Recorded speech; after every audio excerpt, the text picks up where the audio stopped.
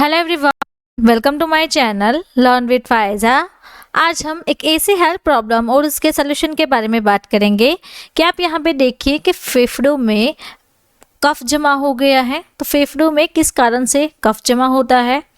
छाती में आपको बहुत ज़्यादा कफ जमा हो गया है, बलगम जमा हो गया है, तो इसे कैसे निकाल सकते हैं?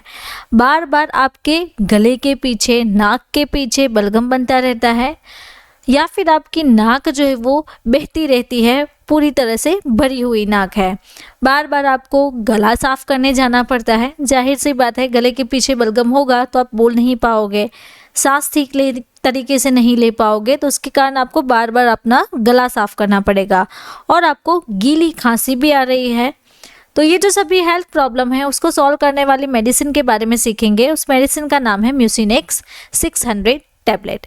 तो इसके बारे में ये जो सारे कंटेंट आप यहाँ पे देख रहे हैं इस स्लाइड में, ये कंटेंट पे आज का हमारा वीडियो लेक्चर रहेगा, तो आप लास्ट तक बने रहिए। अगर आपको भी ये जो सारी समस्याएं हैं उससे बाहर निकलना है तो आप म्यूसिनेक टैबलेट ले सकते हैं, लेकिन कब लेना है, किस कंडीशन में लेना है, उसकी कॉन्ट्राइंडिकेशंस क्या है, वार्निंग्स क्या है, क्या साइड इफ़ेक्ट्स रहती है, इसकी सारी जानकारी आपको मेरे आज के वीडियो लेक्चर में मिलेगी। सबसे पहले समझते हैं, म्यूसिनेक जो है वो म्यूकोलाइटिक एजेंट है। एक ऐसी क्लास की मेडिसिन है जिसे कहते हैं म्यूकोलाइटिक, यानी कि म्यूकस को वो पतला कर देता है।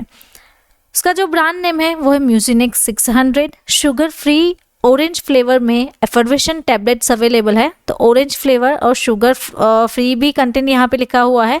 सिप्ला उसे मैन्युफैक्चर करती है। आप मैन्युफैक्चरिंग के बारे में और भी जानेंगे, उससे पहले जानते हैं सॉल्ट कंटेंट। तो उसमें जो सॉल्ट कंटेंट है वो ये है कि एसिटाइल सिस्टीन।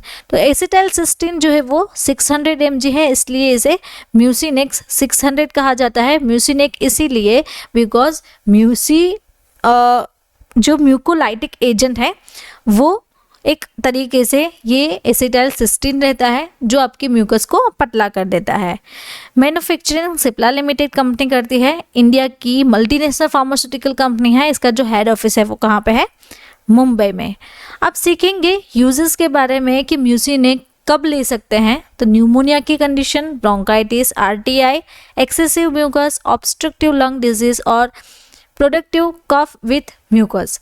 तो आप यहाँ पे देख सकते हैं कि आरटीआई यानी कि रेस्पिरेटरी ट्रैक इन्फेक्शंस। अब ब्रोंकाइटिस के बारे में यहाँ से सीखेंगे कि ब्रोंकाइटिस में क्या होता है। जब भी एयरवेज नॉर्मल होते हैं तो ये जो पार्टिकल्स है, ग्लोबेज सेल है, वो इस तरीके से मूव होते हैं।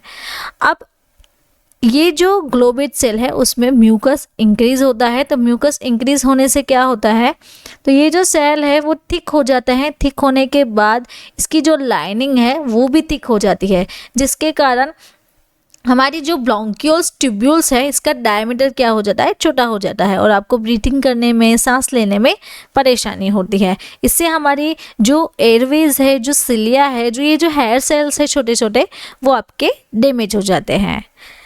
नाउ वीडियो के बीच में मैं आपको एक छोटी सी एड ब्रेक लेके बताना चाहती हूँ। हमारी एक न्यू लॉन्च बुक है जिसका नाम है डिजीज एंड ट्रीटमेंट। तो आपको भी हमारे साथ ऐसे ही स्टडी करना अच्छा लगता है तो आप ये जो हमारी बुक है वो परचेज कर सकते हैं। ये बुक आपको ओनली ₹749 में मिलेगी। इस व्हाट्सअप नंबर के थ्रू कॉन्टेक्ट कीजिए, आपको अपनी जो बुक है वो फ्री डिलीवरी में अपने घर पे मिल जाएगी। अब हम लेबल स्टडी के बारे में बात करेंगे। तो इसकी जो लेबल स्टडी है वो ये है कि एफर्वेसेंट टैबलेट है, वो सादी सिंपल सी टैबलेट नहीं है, एफर्वेसेंट टैबलेट है। तो एक पैक में आपको टोटल 10 टैबलेट्स मिल जाती है। उसका सॉल्ट कंपोजिशन लिखा हुआ है, ब्रांड नेम है एफर्वेसेंट टैबलेट है, इसका जो जेनरिक नेम है वो भी यहाँ पे लिखा हुआ है। अब बात करेंगे कि एफर्वेसेंट टैबलेट में होता क्या है। जब भी आप फुल ग्लास पानी लेंगे इस तरीके से जो पिक्चर्स में दिखाया हुआ है, उसके बाद ये जो टैबलेट है वो आपको पानी में इस तरीके से डालनी है, और ये जो छोटे छोटे बबल्स निकल रहे हैं पूरी तरीके से, इस तरीके से ये जो टैबलेट है वो पूरी पानी में घुल जाएगी। घुल जाने के बाद आपको यही ड्रग वाला पानी आपको कंज्यूम कर लेना है, पी लेना है। वर्किंग के बारे में सीखेंगे कि ये मेडिसिन वर्क कैसे करती है, म्यूकस को कैसे पतला करती है। तो ये मेडिसिन चेस्ट में और गले में जमा हुए बलगम को पतला कर देती है। ऐसा होने पर वो हमारी बॉडी से इजीली निकल जाता है और पेशेंट को धीरे धीरे आराम मिलता है, बलगम की समस्या से राहत मिल जाती है। तो इसे वो क्या करेगी, पतला कर देगी।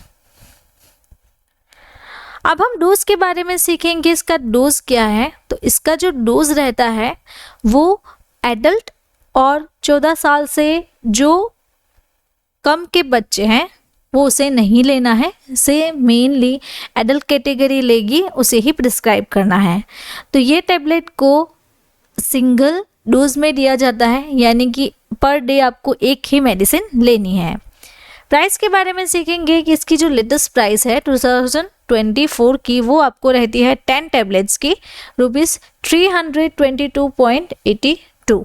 इसके टोटल 10 टैबलेट्स की पैक की आपको ये लेटेस्ट प्राइस रहती है।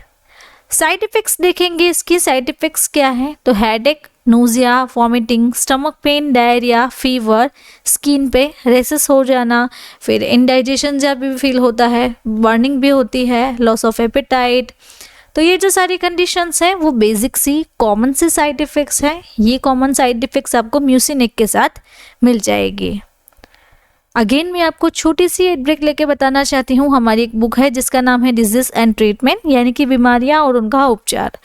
तो आपको ये बुक चाहिए तो उसके लिए आप इस व्हाट्सएप नंबर के थ्रू कांटेक्ट करें और अपनी जो बुक है वो फ्री डिलीवरी में अपने घर पे ₹749 में मंगवा सकते हैं।